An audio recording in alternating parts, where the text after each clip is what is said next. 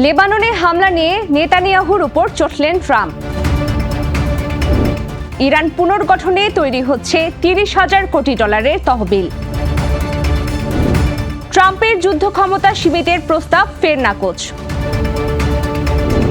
নির্বাচনী ফলাফল চ্যালেঞ্জ করে হাইকোর্টে মামলা মমতার। ইংলিশ চ্যানেলে ব্রিটিশ ইয়টকে লক্ষ্য করে রুশ যুদ্ধজাহাজের গুলি। আমন্ত্রণ জানাচ্ছি বাংলাদেশ প্রতিদিনের বিশ্ব সংবাদে।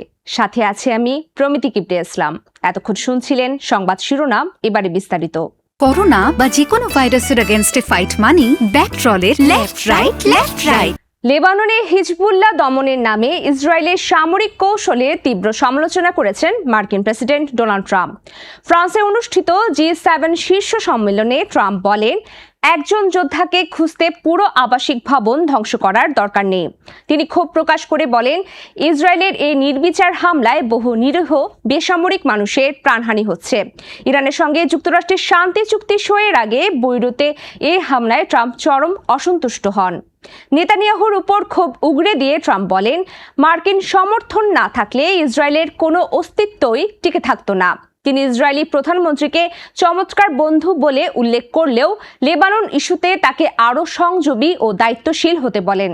এদিকে শান্তি আলোচনা ও চুক্তি ঘোষণার পরও লেবাননের দক্ষিণাঞ্চলে নতুন করে ড্রোন হামলা চালিয়েছে ইসরায়েল।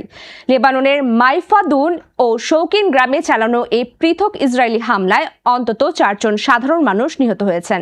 এই ঘটনার পর তেহরান কঠোর হুঁশিয়ারি দিয়ে বলেছে, হামলা বন্ধ না করলে ইসরায়েলকে চরম জবাব দিবে ইরান। দেশটির পররাষ্ট্রমন্ত্রী আব্বাস আরাকচি জানান, যুদ্ধ চলাকালে দখল করা লেবাননের অঞ্চল থেকে ইসরায়েলি সেনা সরাতে হবে। চুক্তির মধ্যস্থতাকারী দেশ পাকিস্তানের প্রধানমন্ত্রী শাহবাজ শরীফও সব ফ্রন্টে সামরিক অভিযান বন্ধের কথা জানিয়েছেন। তবে মার্কিন কর্মকর্তারা জানিয়েছেন যে এই সম্ভাব্য চুক্তিতে ইসরায়েলি সেনা প্রত্যাহারের কোনো বাধ্যবাধকতা রাখা হয়নি। অন্যদিকে নেতানিয়াহু উল্টো সুর চড়িয়ে সাফ জানিয়ে দিয়েছে যে প্রয়োজন হলে ইসরায়েল দীর্ঘ সময় লেবাননে অবস্থান করবে। চলতি বছরের মার্চ থেকে শুরু হওয়া এই রক্তক্ষয়ী ইসরায়েলি হামলায় লেবাননে এ পর্যন্ত প্রায় ৩,৮২৬ জন মানুষ নিহত হয়েছেন। যুদ্ধ পরবর্তী ইরানের পুনর্গঠনের জন্য ৩০,০০০ কোটি ডলারের একটি তহবিল তৈরি হচ্ছে।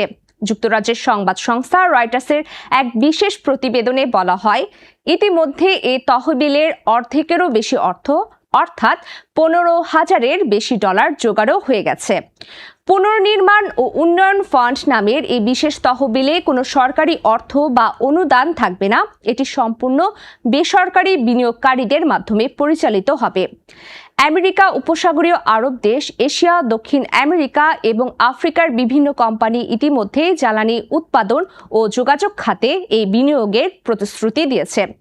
গত ২৮ ফেব্রুয়ারি যুদ্ধ শুরু হওয়ার পর ইরান ক্ষতিপূরণ বাবদ $400 বিলিয়ন দাবি করলেও ওয়াশিংটন তা প্রত্যাখ্যান করায় বিকল্প হিসেবে এই ফান্ডের ধারণা আসে।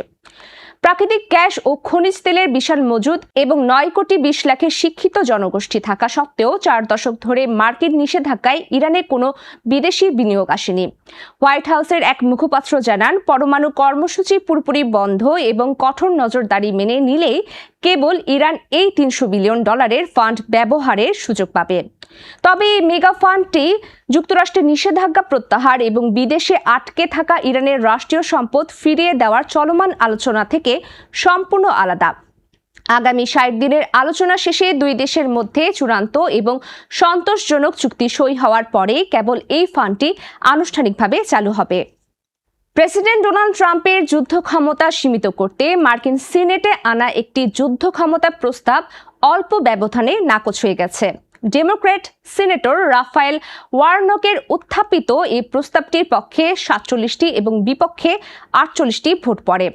কংগ্রেসের অনুমোদন ছাড়া ইরানের বিরুদ্ধে ট্রাম্পের সামরিক পদক্ষেপ নেওয়ার ক্ষমতার লাগাম টানতে মূলত ডেমোক্র্যাটদের নেতৃত্বে এই প্রস্তাবটি আনা হয়েছিল।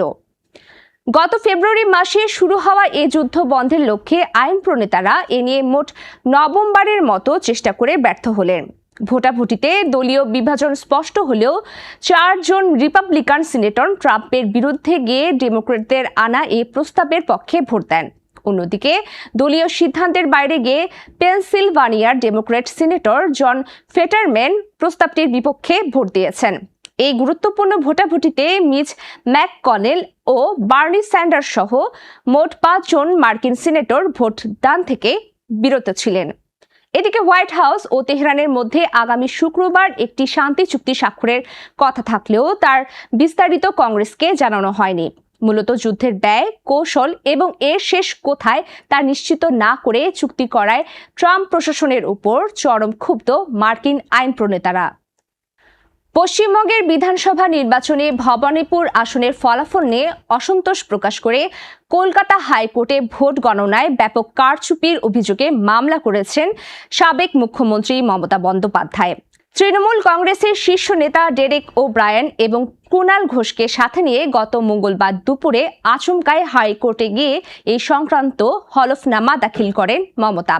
2026 সালের এই নির্বাচনে ভবানীপুর কেন্দ্রে মমতার প্রতিপক্ষ ছিলেন বিজেপির প্রার্থী ও বর্তমান মুখ্যমন্ত্রী শুভেন্দু অধিকারী, যার কাছে মমতা 15,000-এর বেশি ভোটে হেরেছেন। রাজনৈতিক জীবনে নিজের ঘরের মাঠ হিসেবে পরিচিত ভবানীপুর আসনে সাবেক মুখ্যমন্ত্রী মমতা বন্দ্যোপাধ্যায় এর আগে কখনো পরাজিত হননি। এর আগে 2021 সালের নির্বাচনেও নন্দীগ্রাম আসনে শুভেন্দুর কাছে হেরে গণনায় কারচুপির অভিযোগে মামলা করেছিলেন মমতা, যা এখনো আদালতে বিচারাধীন রয়েছে।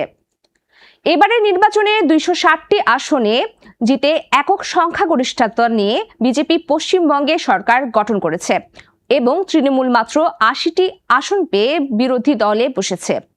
এই পরাজয়ের ফলে পশ্চিমবঙ্গে দীর্ঘ 15 বছর ধরে একটানা ক্ষমতায় থাকা মমতা বন্দ্যোপাধ্যায়ের তৃণমূল কংগ্রেস শাসনের অবসান ঘটল।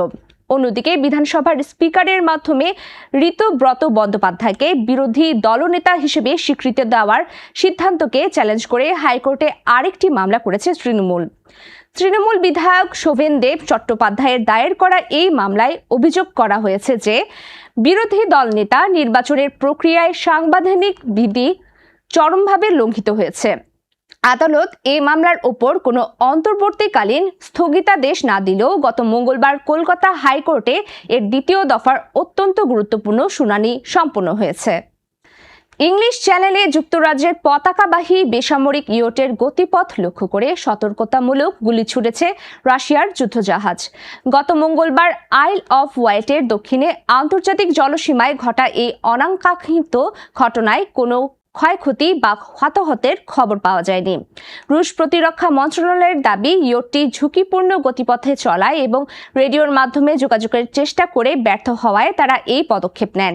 ইয়টটি যুদ্ধজাহাজের মাত্র 150 মিটারের মধ্যে চলে আসলে রাশিয়ার কমান্ডার দুর্ঘটনা এড়াতে ছোট অস্ত্র দিয়ে ইয়টের গতিপথ বরাবর গুলি ছোড়েন।